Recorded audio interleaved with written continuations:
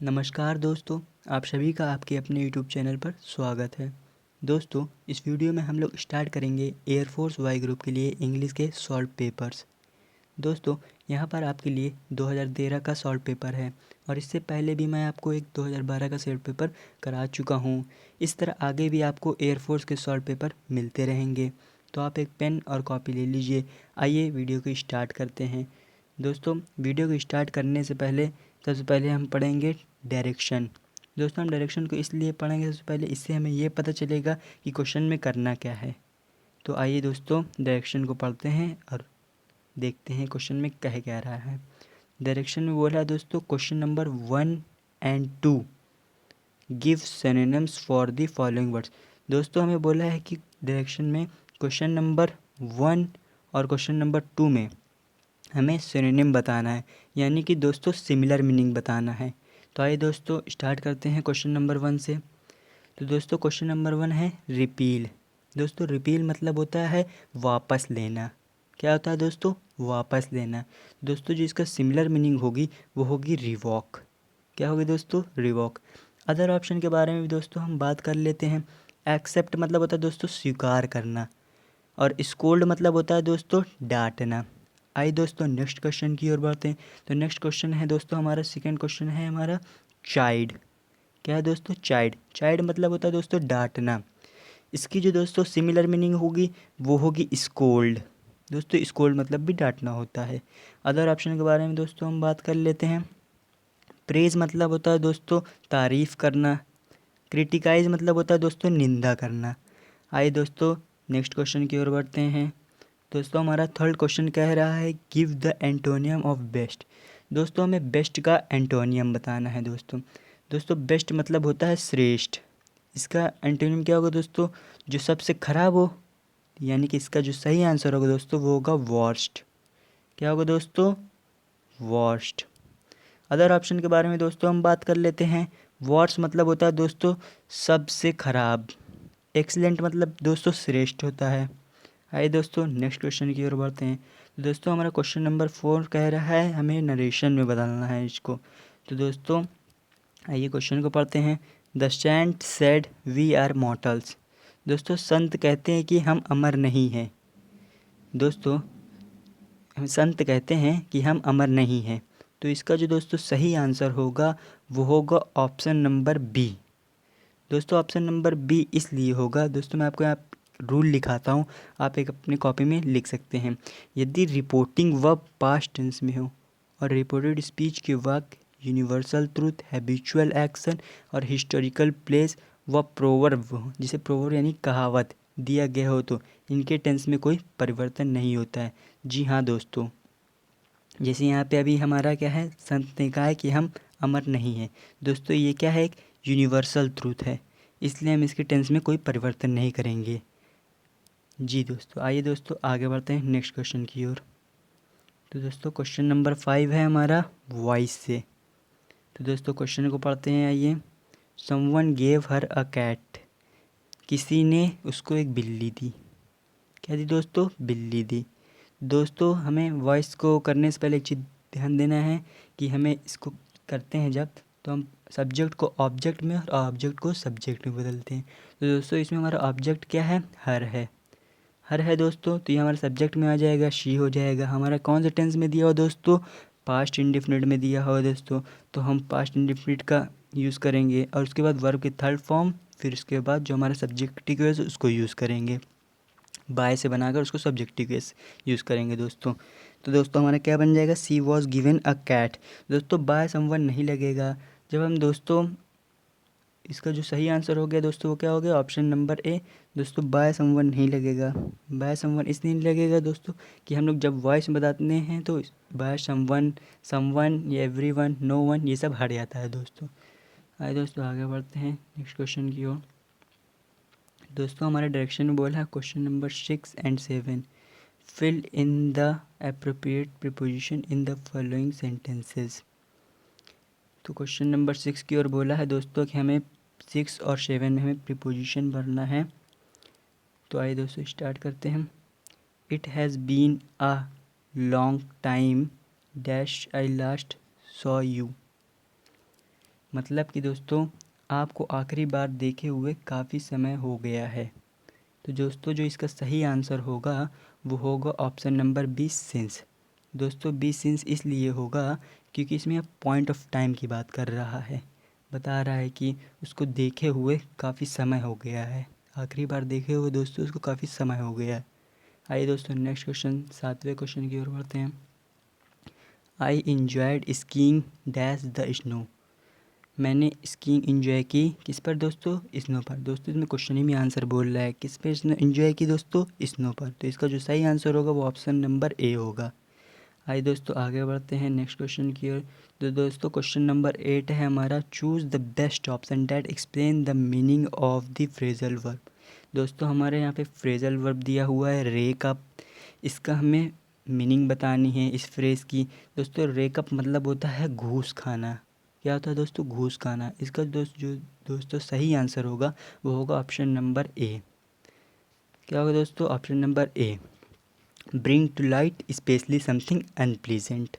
इसका भी मतलब होता है दोस्तों घूस खाना। तो इससे जो हम मतलब समझेंगे, मतलब कि प्रकाश में लाना, विशेष रूप से जब कुछ अप्रिय हो दोस्तों, जब कुछ अप्रिय होगी विशेष रूप से उसको रोशनी में लाना, प्रकाश में लाना, इसका मतलब यही है दोस्तों। आइए दोस्तों आगे बढ़ते हैं नेक्स्ट क्वेश्चन की ओर। दोस्तों क्वेश्चन नंबर 9 है हमारा, choose the correctly spelled word. दोस्तों हमें सही स्पेलिंग को ढूंढना है, इन चारों में हमें सही स्पेलिंग को ढूंढना है। तो दोस्तों जो इसका सही स्पेलिंग होगी इन चारों में वो होगी ऑप्शन नंबर बी, मीटियोरोलॉजी। क्या होगी दोस्तों? मीटियोरोलॉजी। दोस्तों आपको मैं एक बात बता दूं, जहाँ पर लॉजी लगा हो दोस्तों उसका मतलब होता है साइंस या स्टडी से होता है। तो यहाँ पे इसका जो मतलब होगा दोस्तों स्टडी ऑफ वेदर। दोस्तों जो मौसम का अध्ययन करते हैं उनको बोलते हैं मीटियोरोलॉजी। आइए दोस्तों नेक्स्ट क्वेश्चन की ओर बढ़ते हैं। तो दोस्तों क्वेश्चन नंबर 10 है हमारा, choose the option that gives the meaning of leer. दोस्तों हमें लीर का मीनिंग बताना है, इन चारों ऑप्शन में क्या होगा। दोस्तों लीर मतलब होता है कपटी, जिसे ये छली कहते हैं, जो दुश्मनी से देखता है दोस्तों। इसका जो दोस्तों सही आंसर होगा वो होगा ऑप्शन नंबर ए। आइए दोस्तों नेक्स्ट क्वेश्चन की ओर बढ़ते हैं। तो क्वेश्चन नंबर 11 है दोस्तों, give the feminine of cock. दोस्तों हमें कॉक का फेमिनिन बताना है। क्या बताना है दोस्तों? कॉक का फेमिनिन बताना है। कॉक एक मैस्कुलिन जेंडर है जिसे मुर्गा कहते हैं हिंदी में। इसका जो फेमिनिन क्या होगा दोस्तों? मुर्गी, जिसे इंग्लिश में कहते हैं हैन। यही इसका सही आंसर है दोस्तों। आइए दोस्तों आगे बढ़ते हैं नेक्स्ट क्वेश्चन की ओर। दोस्तों क्वेश्चन नंबर है हमारा, explain the meaning of make a mountain out of mole hill. दोस्तों हमें इसमें भी मीनिंग बतानी, ये भी एक फ्रेज़ है दोस्तों, इसकी हमें मीनिंग बतानी है दोस्तों। Make a mountain out of mole hill की। दोस्तों इसका मतलब होता है छोटी सी बात का बतंगड़ बनाना। इसका जो दोस्तों सही आंसर होगा वो होगा ऑप्शन नंबर ए। आइए दोस्तों आगे बढ़ते हैं नेक्स्ट क्वेश्चन की ओर। क्वेश्चन नंबर 13 है दोस्तों, प्यूलर ऑफ गूस। दोस्तों हमें गूस का प्यूलर बताना है दोस्तों। इसका जो दोस्तों सही आंसर होगा वो होगा ऑप्शन नंबर ए। दोस्तों यहाँ पे गूस का गीस प्यूलर, इसका गीस क्यों हुआ इसका मैं आपको रीज़न बताता हूँ, आप एक नोट में लिखिएगा। कुछ ऐसे नाउन होते हैं जिनका प्यूलर बनाते समय वॉवेल में परिवर्तन करते हैं। वो कौन कौन से है ये दोस्तों बताता हूँ एग्जाम्पल के माध्यम से। दोस्तों उसमें आपका गूज भी शामिल है। पहला है गूज, जिसका हमने प्यूलर बनाया दोस्तों गीज़। इसमें वॉवेल चेंज किया है ना हमने दोस्तों, देखिए वहाँ पे डबल ओ था सिंगुलर में, अब प्यूलर बनाते समय डबल ई हो गया। वैसे ही है मैन, मैन का प्यूलर बनाएंगे मैन हो जाएगा। वैसे ही फिर आपका वुमैन, उसका प्यूलर बनाएंगे तो वुमेन हो जाएगा। फिर वैसे ही दोस्तों फूट, इसका भी प्यूलर बनाएंगे तो फीट हो जाएगा। वैसे ही दोस्तों टूथ, इसका प्यूलर बनाएंगे तो क्या हो जाएगा दोस्तों? तीत। वैसे ही दोस्तों माउस, माउस का प्यूलर बनाएंगे तो माइस हो जाएगा। वैसे ही दोस्तों लाउज, इसका भी प्यूलर बनाएंगे तो क्या हो जाएगा दोस्तों? लाइस हो जाएगा। वैसे ही आपका जेंटलमैन, जेंटल मैन हो जाएगा इसका प्यूलर। चेयरमैन का प्यूलर हो जाएगा दोस्तों चेयरमैन। वैसे ही मिल्क मैन का प्यूलर क्या हो जाएगा दोस्तों? Milk man. आइए दोस्तों इसको आप एक नोट बना के लिख लें दोस्तों, ये आपके आगे कॉम्पिटिटिव एग्ज़ाम में काम देगी। आइए दोस्तों नेक्स्ट क्वेश्चन की ओर बढ़ते हैं, क्वेश्चन नंबर 14 की ओर। दोस्तों क्वेश्चन नंबर 14 में बोला है, a medicine to counteract the effect of poison. एक ऐसी दवा जो पॉइजन के असर को रोकथाम करे। दोस्तों उसको क्या बोलते हैं दोस्तों, उसको दोस्तों बोलते हैं एंटीडोट। क्या बोलते हैं दोस्तों, एंटीडोट। दोस्तों हम अदर ऑप्शन के बारे में बात कर लेते हैं। पॉइजन मतलब दोस्तों होता है जहर। ग्लूटन मतलब होता है दोस्तों पेटू, जो खूब खाता हो। स्टोइक मतलब होता है दोस्तों साहसी। आइए दोस्तों नेक्स्ट क्वेश्चन की ओर बढ़ते हैं। तो दोस्तों 15 क्वेश्चन हमारा कह रहा है किलिंग ऑफ सेल्फ, यानी कि दोस्तों खुद की हत्या करना, उसको दोस्तों बोलते हैं सुसाइड। क्या बोलते हैं दोस्तों, सुसाइड। अदर ऑप्शन के बारे में दोस्तों हम बात कर लेते हैं। पैरीसाइड मतलब होता है देशद्रोही दोस्तों, जो अपने वतन से गद्दारी करता है उसी को बोलते हैं दोस्तों। मर्डर मतलब होता है हत्या। दोस्तों जितने भी आपके यहाँ पे साइड होते हैं उसका मतलब हत्या से होता है दोस्तों। किससे होता है दोस्तों, हत्या से। इससे कि दोस्तों हम एक अलग वीडियो बना देंगे ताकि आपको आसानी हो करने में। तो दोस्तों आइए नेक्स्ट क्वेश्चन की ओर बढ़ते हैं। दोस्तों हमारे नेक्स्ट क्वेश्चन में है, डायरेक्शन में दिया है question number 16 to 20। Read carefully the passage given below and answer the questions that follow. दोस्तों हमें क्वेश्चन नंबर 16 to 20 में हमें बोला है कि पैसेज को हमें पढ़ के उसका आंसर देना है दोस्तों। तो आइए दोस्तों पैसेज को पढ़ते हैं बड़ी आसानी से। तो दोस्तों the oldest stock market in Asia BSE stands for Bombay stock exchange and was initially known as the Native Share and Stock Brokers Association। मतलब कि द ओल्डेस्ट स्टॉक जो है मार्केट एशिया में एक मार्केट है ओल्डेस्ट स्टॉक के नाम से, जिसे BSE कैपिटल BSE के नाम से जाना जाता है, जो कि बॉम्बे स्टॉक एक्सचेंज में स्टैंड करती है। और वो शुरुआती में जानी जाती थी किससे दोस्तों, the native share and stock के नाम से। ये पूरी एक संस्था थी दोस्तों, जो कि इनकॉर्पोरेटेड हुई थी 1875 में। मतलब कि दोस्तों सम्मिलित हुई थी, कब सम्मिलित हुई थी दोस्तों, 1875 में। BSE became the first exchange in India to be certified by the administration। मतलब कि दोस्तों जो हमारी BSE कंपनी थी एक, वो पहली ऐसी भारत की एक्सचेंज करने वाली कंपनी बन गई थी, जो कि प्रमाणित हुई थी किसके द्वारा दोस्तों, एडमिनिस्ट्रेशन के द्वारा दोस्तों। इसके द्वारा दोस्तों, एडमिनिस्ट्रेशन के द्वारा। आइए दोस्तों आगे बढ़ते हैं। It attend a permanent authorisation from the Indian government in 1956 under securities contracts regulations act 1956। दोस्तों ये जो है ना पहुंच गई थी एक परमानेंट ऑथराइजेशन भारत के थ्रू। किसके थ्रू सर जी, भारत सरकार के थ्रू। किस रेगुलेटिंग एक्ट के तहत, 1956 के तहत दोस्तों। आइए दोस्तों अब हमने पैसेज पढ़ लिया। आइए दोस्तों क्वेश्चन को अब सॉल्व करते हैं। तो हमारा क्वेश्चन नंबर 16 है दोस्तों, which of the following stock exchange is the oldest in Asia. दोस्तों इसमें यही पूछा है कि कौन सा स्टॉक था जो कि एक्सचेंज वाला था, जो कि एशिया में सबसे पुराना था। वो कौन सा था दोस्तों, वो था दोस्तों हमारा ऑप्शन नंबर ए BSE। आइए दोस्तों आगे बढ़ते हैं 17 क्वेश्चन की ओर। BSE was initially known as. BSE जो था दोस्तों वो शुरुआती में किस नाम से जाना जाता था दोस्तों। तो इसका जो सही आंसर होगा दोस्तों वो होगा ऑप्शन नंबर ए।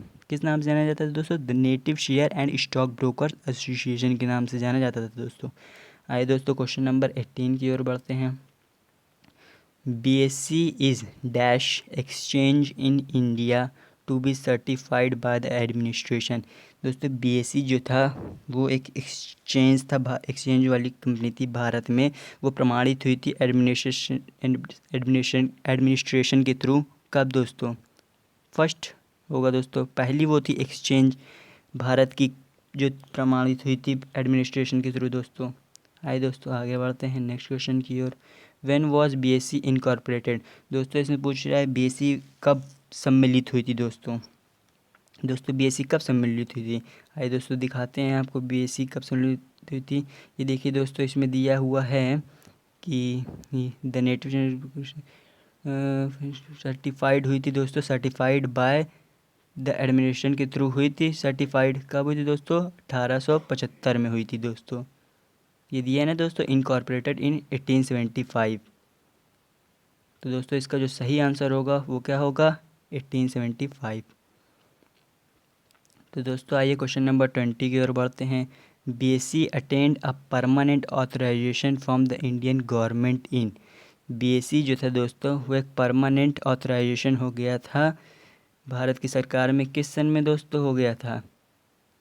आइए दोस्तों दिखाते हैं किस सन में हो गया था। आप देख सकते हैं 1956 में दोस्तों। तो इसका जो सही आंसर होगा वो क्या होगा दोस्तों? 1956। तो दोस्तों आपकी वीडियो यहीं समाप्त होती है। जय हिंद।